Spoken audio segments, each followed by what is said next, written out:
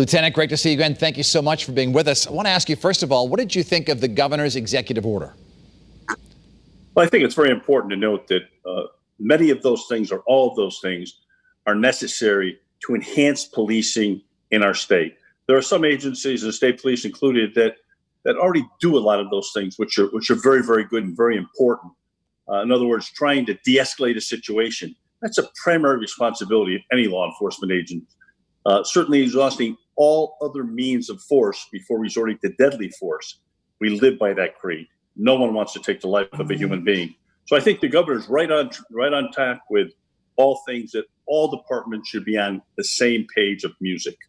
And what is your viewpoint as to what the president is doing? It was interesting. I watched some of what the president had to say, and one statement that he made, which I have to agree with, is that not all police officers are bad. There may be a bad apple here and there within some of the agencies across the country, but there's a bad apple in the clergy or in the medical field, or you can name the field. And our professional obligation is to rid our agencies of those bad apples. We've had some issues around the country about reporters showing up at some of these scenes and having some trouble with law enforcement in some cases. What are the legal rights of a journalist or a photographer covering one of these rallies? Well, I think it's important that the journalists be able to get as close as possible to a situation. That was always what we tried to do in my tenure, to enable people to tell the story. It opens up that transparency of the issue so people can see exactly what's going on.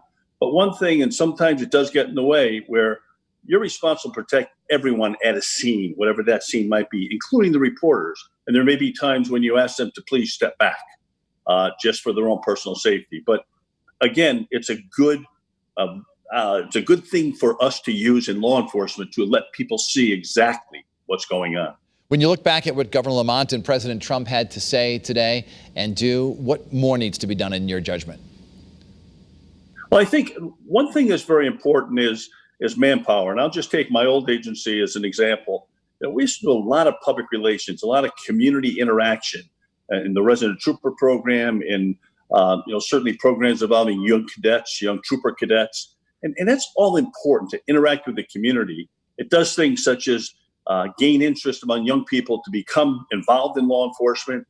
And it certainly affords us the opportunity as law enforcement officers to interact with the community and see what's happening, see what they need, see what they like, see what they don't like, see what changes we need to make. There's so much work that you can do as a boots on the ground law enforcement officer.